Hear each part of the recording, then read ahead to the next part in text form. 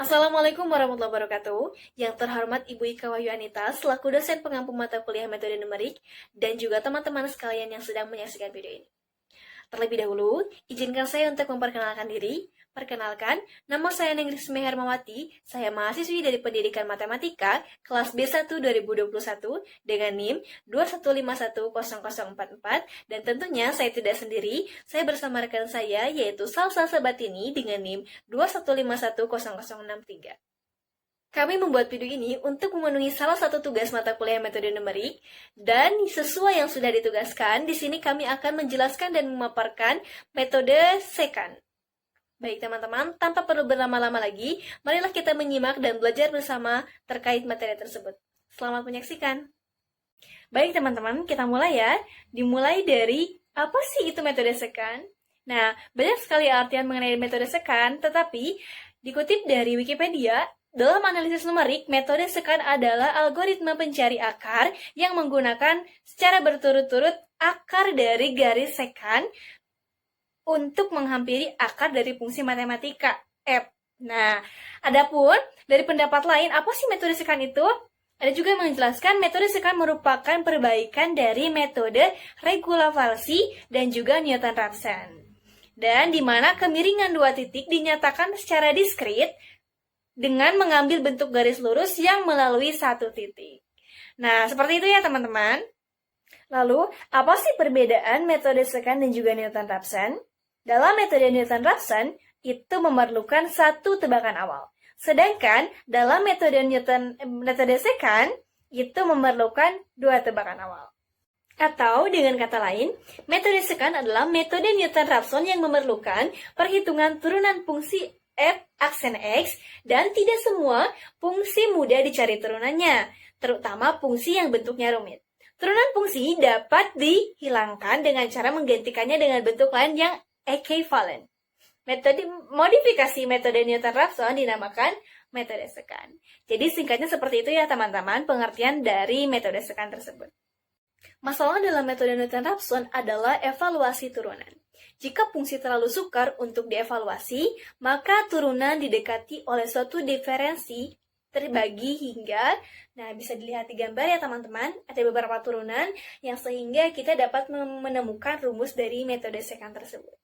Baik teman-teman, sekarang saya yang lanjutkan ya. Sekarang kita akan membahas tentang algoritma metode secant. Pertama-tama, kita harus definisikan terlebih dahulu fungsi fx-nya. Lalu, kita definisikan juga toleransi error dan iterasi maksimumnya. Untuk tata caranya, kita harus memasukkan dua nilai pendekatan awal yang diantaranya terdapat akar yaitu x0 dan x1. Sebaiknya gunakan metode tabel atau grafis untuk menjamin titik pendekatannya adalah titik pendekatan yang kita harapkan. Baik teman-teman, sekarang kita akan coba pengaplikasian metode secant terhadap contoh soal yang kita akan kerjakan pada Microsoft Excel. Kita kerjakan sama-sama ya teman-teman. Oke baik teman-teman, sekarang kita coba menyelesaikan contoh soal yang tadi ya.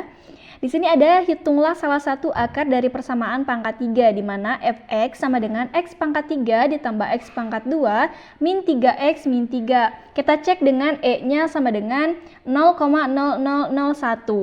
Lalu penyelesaiannya bagaimana? Pertama, langkah-langkah perhitungan secant method ini kita tentukan dulu x0 dan x1-nya. x0 dan x1-nya kita tentukan sembarang aja ya. Di sini misal x0 sama dengan 1 dan x1 sama dengan 2. Kemudian setelah itu kita masukkan ke dalam fungsi di soal ya. Jadi fx0 sama dengan 1 pangkat 3 ditambah 1 pangkat 2 min 3 kali 1 min 3 sama dengan min 4. Kemudian kita cari fx1 sama dengan 2 pangkat 3 ditambah 2 pangkat 2 min 3 mohon maaf ya. Kurang 3 kali 2 dikurang 3 sama dengan 3. Kemudian setelah itu kita akan menghitung x2-nya, di mana kita menggunakan rumus yang tadi ya. x2 sama dengan x1 min fx1 x1 min x0 per fx1 min fx0. Kita masukkan, kemudian sama dengan 2 kurang 3 kali 2 min 1 per 3 kurang min 4 sama dengan hasilnya adalah 1,57142. Nah, setelah itu kita tentukan atau kita akan menghitung X2-nya. Kita masukkan yang 1,57142 itu ke dalam persamaan yang tadi ya. Jadi, Fx2 sama dengan 1,57142 pangkat 3 ditambah 1,57142 pangkat 2 dikurang 3 dikali 1,57142 dikurang 3, dan maka hasilnya adalah min 1,3644. Bisa dicek sendiri ya nanti teman-teman.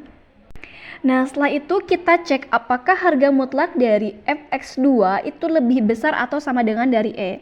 Tadi kita sudah tentukan ya, sudah temukan bahwa X2 itu sama dengan min 1, Oke, kita lanjut ke iterasi yang kedua, berarti nomor sebelumnya ditambah 1. Kita dapatkan 2. Nah, sekarang untuk X0. X0 ini kita ganti dengan X1 pada iterasi yang pertama. Nah, untuk X1 ini kita ganti pakai X2 pada iterasi yang pertama. Nah, untuk Fx-nya kita bisa langsung tarik saja. Di sini ya jadi 3, dan untuk Fx1-nya juga bisa ditarik, X2-nya juga.